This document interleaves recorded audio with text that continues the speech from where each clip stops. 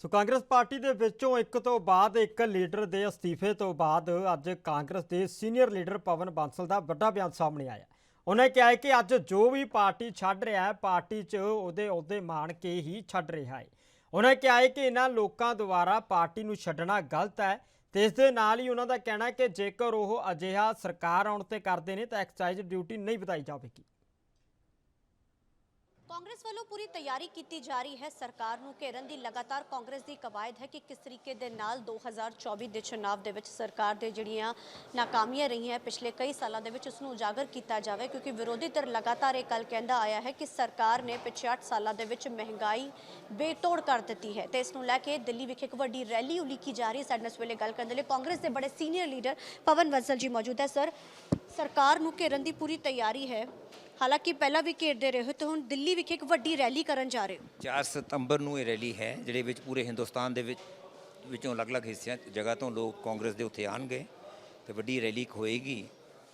ਉਹਦੇ ਵਿੱਚ ਇੱਕ ਹੈ ਕਿ ਮਹਿੰਗਾਈ ਤੇ ਹੱਲਾ ਬੋਲਣ ਦੀ ਸਾਡੀ ਰੈਲੀ ਹੈ ਕਿ ਮਹਿੰਗਾਈ ਇੰਨੀ ਜ਼ਿਆਦਾ ਹੋ ਗਈ ਹੈ ਇਸ ਵਕਤ ਕਿ ਆਮ ਆਦਮੀ ਦੀ, ਇੱਕ ਬਿਲਕੁਲ ਆਰਡੀਨਰੀ ਆਦਮੀ ਦੀ ਜ਼ਿੰਦਗੀ ਬਹੁਤ ਮੁਸ਼ਕਿਲ ਹੋ ਗਈ ਹੈ, ਉਹਨੂੰ ਜਿਉਣਾ ਹੀ ਮੁਸ਼ਕਿਲ ਹੋ ਗਿਆ ਹੈ। ਇਹਦਾ ਸਾਨੂੰ ਵੱਡਾ ਉਦਾਹਰਨ ਪਿਛਲੇ ਦਿਨਾਂ ਦੇ ਵਿੱਚ ਇੱਕ ਇੰਡੀਆ ਟੁਡੇ ਨੇ, ਉਹ ਮੈਂ ਨਹੀਂ ਕਹਿ ਰਿਹਾ, ਇੰਡੀਆ ਟੁਡੇ ਨੇ ਇੱਕ ਸਰਵੇ ਕਰਵਾਇਆ ਸੀ ਬਹੁਤ ਵੱਡਾ, ਉਹਦੇ ਵਿੱਚ ਹੀ ਆਇਆ ਹੈ ਕਿ ਜਿੰਨੇ 69% ਲੋਕਾਂ ਨੇ ਕਿਹਾ ਹੈ ਕਿ ਆਰਥਿਕ ਹਾਲਾਤ ਦੇਸ਼ ਦੇ ਵਿਗੜ ਚੁੱਕੇ ਨੇ, ਬਹੁਤ ਜ਼ਿਆਦਾ ਵਿਗੜ ਗਏ ਨੇ।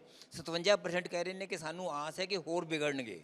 ਉਹਨਾਂ ਦੀਆਂ ਆਪਣੀਆਂ ਇਨਕਮ ਘਟ ਗਈਆਂ, ਸਾਡੇ ਪਰਿਵਾਰਾਂ ਦੇ ਆਪਣੇ ਜਿਹੜੇ ਸਾਡੇ ਪਾਸ ਇਨਕਮ ਦੇ ਕੁਝ ਆਮਦਨ ਸੀ ਸਾਡੀ ਉਹ ਖਤਮ ਹੋ ਗਈ ਹੈ, ਘਟ ਗਈ ਹੈ।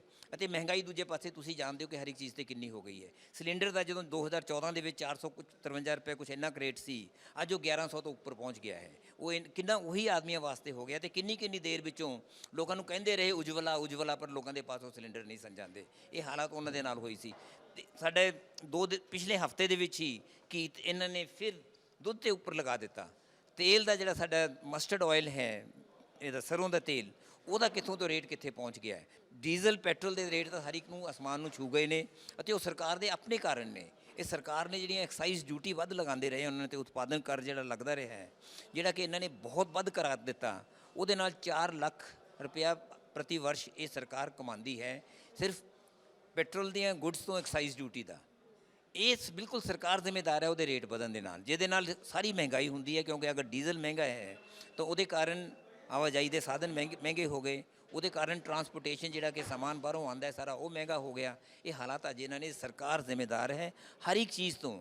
ਆਮ ਆਦਮੀ ਦੀ ਲਾਈਫ ਬਹੁਤ ਦੁੱਭਰ ਹੋ ਗਈ ਹੈ, ਬਹੁਤ ਮੁਸ਼ਕਿਲ ਹੋ ਗਈ ਹੈ। ਸੱਤਾ ਦੇ ਵਿੱਚ ਤੁਸੀਂ ਵੀ ਰਹੇ ਸੀ, ਸਰਕਾਰ ਵਿੱਚ ਰਹੇ ਹੋ, ਇੱਕ ਸਮੇਂ ਦੇ ਵਿੱਚ ਅੱਛੇ ਵੱਡੇ ਲੀਡਰ ਰਹੇ ਹੋ। ਹੁਣ ਬੇਸ਼ੱਕ ਸਰਕਾਰ ਭਾਜਪਾ ਦੀ ਹੈ, ਲੇਕਿਨ ਸਰਕਾਰ ਕਹਿੰਦੀ ਹੈ ਕਿ ਅਗਰ ਵਿਕਾਸ ਹੋਏਗਾ ਤਾਂ ਚੀਜ਼ਾਂ ਦੇ ਵਿੱਚ ਮਹਿੰਗਾਈ ਹੁੰਦੀ। ਕਿਆ ਤੁਸੀਂ ਕਾਰਨ ਕਿਆ ਮੰਨਦੇ ਹੋ? ਅਗਰ ਤੁਹਾਡੇ ਸਰਕਾਰ ਦੀ ਗੱਲ ਕੀਤੀ ਜਾਵੇ, ਇਹ ਜਿਹੜੀ 8 ਸਾਲ ਤੋਂ ਸਰਕਾਰ ਚੱਲਦੀ ਆਈ ਹੈ, ਕਿਆ ਕਾਰਨ ਹੈ ਜਿਹੜੇ ਕਿ ਇੰਨਾ ਮਹਿੰਗਾਈ ਵੱਧ?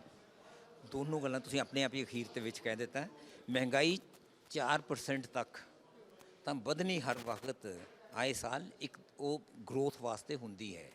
ਉਸ ਤੋਂ ਉੱਪਰ ਜਦੋਂ ਵੱਧ ਜਾਂਦੀ ਹੈ ਉਹ ਦਾ ਵੇਖਣਾ ਪੈਂਦਾ ਕਿ ਉਹਦਾ ਕੀ ਬੁਰਾ ਅਸਰ ਸਾਡੀ ਇਕੋਨਮੀ 'ਤੇ ਪਿਆ। ਇਹ ਸਰਕਾਰ ਦਾ ਉਹਦੇ ਨਾਲ ਕੀ ਪਿਆ, ਇਹਨਾਂ ਸਰਕਾਰ ਦੀਆਂ ਨੀਤੀਆਂ ਦੇ ਨਾਲ ਕੀ ਪਿਆ। ਡੀਮੋਨੀਟਾਈਜੇਸ਼ਨ 2016 'ਚ ਹੋਈ ਸੀ। ਡਾਕਟਰ ਮਨਮੋਹਨ ਸਿੰਘ ਜੀ ਨੇ ਉਸੇ ਵਕਤ ਕਿਹਾ ਸੀ ਕਿ ਘੱਟ ਤੋਂ ਘੱਟ 1.5% ਇਨਫਲੇਸ਼ਨ ਇਹਦੇ ਨਾਲ ਹੀ ਸਾਡੀ ਜਿਹੜੀ GDP ਦੀ ਗਰੋਥ ਹੈ ਇਹਦੇ ਨਾਲ ਹੀ ਘੱਟ ਹੋ ਜਾਏਗੀ, ਬਲਕਿ 2% ਤੱਕ ਹੋ ਗਈ ਸੀ। ਇਹ ਸਰਕਾਰ ਦੀਆਂ ਨੀਤੀਆਂ ਦੇ ਕਾਰਨ ਮੈਂ ਕਹਿ ਰਿਹਾ ਹਾਂ। ਹੁਣ ਅੱਜ ਦੇ ਦਿਨ ਮਹਿੰਗਾਈ ਦਾ ਦਰ ਹਰ ਇੱਕ ਚੀਜ਼ ਦਾ ਵੱਧ ਕੇ 10% ਤੋਂ ਉੱਪਰ ਹੋ ਚੁੱਕਿਆ ਸੀ ਵਿੱਚ ਦੀ ਪਿੱਛੇ। ਫਿਰ ਥੋੜ੍ਹਾ ਜਿਹਾ 3 ਮਹੀਨਿਆਂ ਦਾ ਹਿਸਾਬ ਲਗਾਉਂਦੇ ਨੇ, ਥੋੜ੍ਹਾ ਜਿਹਾ ਫਰਕ ਪੈ ਗਿਆ, ਫਿਰ ਕੁਝ ਹੋ ਗਿਆ।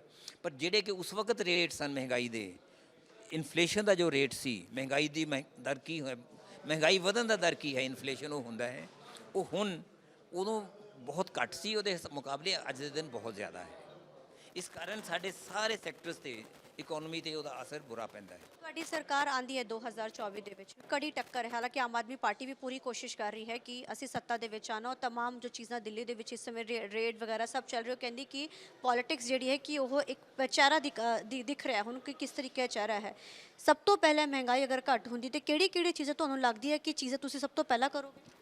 ਸਾਰਿਆਂ ਤੋਂ ਪਹਿਲਾਂ ਤਾਂ ਐਕਸਾਈਜ਼ ਡਿਊਟੀ 'ਤੇ ਘਟਾਉਣਾ। ਮੈਂ ਨਹੀਂ ਹੋਵਾਂਗਾ ਸਰਕਾਰ ਦੇ ਵਿੱਚ, ਕੌਣ ਹੋਏਗਾ ਉਹਨਾਂ ਨੇ ਵੇਖਣਾ ਜ਼ਰੂਰੀ ਹੁੰਦਾ। ਪਰ ਮੈਂ ਬਤੌਰ ਇੱਕ ਪਾਰਟੀ ਦਾ ਸਦੱਸਿਆ ਕਹਿ ਸਕਦਾ ਹਾਂ ਕਿ ਇੱਕੋ ਕੰਮ ਤਾਂ ਸਾਰਿਆਂ ਨਾਲੋਂ ਪਹਿਲਾਂ ਐਕਸਾਈਜ਼ ਡਿਊਟੀ ਦੇ ਰੇਟ ਘਟਾਉਣ ਦੀ ਜ਼ਰੂਰਤ ਹੈ। ਅਤੇ ਐਕਸਾਈਜ਼ ਡਿਊਟੀ ਦੇ ਰੇਟ ਦੇ ਵਿੱਚ ਜਿਹੜੇ ਕਿ ਇਹਨਾਂ ਨੇ ਸਪੈਸ਼ਲ ਐਕਸਾਈਜ਼ ਡਿਊਟੀ ਲਗਾ ਦਿੱਤੀ, 3 ਤਰ੍ਹਾਂ ਦੇ ਸੈਸ ਲਗਾ ਦਿੱਤੇ, ਜਿਹੜੇ ਕਿ ਪੂਰੇ ਦਾ ਪੂਰਾ ਪੈਸਾ ਆਪਣੇ ਪਾਸ ਰੱਖਦੇ ਨੇ, ਕੇਂਦਰ ਦੇ ਪਾਸ ਰਹਿੰਦਾ, ਉਹਨਾਂ ਨੂੰ ਖਤਮ ਕਰਨ ਦੀ ਲੋੜ ਹੈ। ਉਹ ਰੇਟ ਲੈ ਆਉਣ ਪੁਰਾਣੇ ਜਿਹੜੇ ਕਿ ਉਸ ਵਕਤ ਸਨ, ਉਹ ਐਡਵਲਰਮ ਰੇਟ ਹੁੰਦੇ ਨੇ ਪ੍ਰਤੀ ਲੀਟਰ। ਅਗਰ ਰੇਟ ਵੱਧ ਗਿਆ ਤਾਂ ਵੱਧ ਗਿਆ, ਘੱਟ ਹੋਇਆ ਤਾਂ ਘੱਟ ਹੋਇਆ। ਇਹ ਸਰਕਾਰਾਂ ਤੇ ਪਾਉਂਦੇ ਰਹਿੰਦੇ ਨੇ ਕਿ ਤੁਸੀਂ ਵੈਟ ਸਟੇਟਸ ਤੇ ਪਾਉਂਦੇ ਨੇ, ਤੁਸੀਂ ਘਟਾਓ। ਇਹ ਅਗਰ ਉਹ ਘਟਾ ਦੇਣ, ਜਿਹੜੀਆਂ ਇਹਨਾਂ ਨੇ ਐਡੀਸ਼ਨਲ ਸੈਸ ਲਗਾ ਦਿੱਤੇ ਨੇ ਸਾਰੇ, ਉਹਦੇ ਨਾਲ ਆਪਣੇ ਆਪ ਫਰਕ ਪਵੇਗਾ।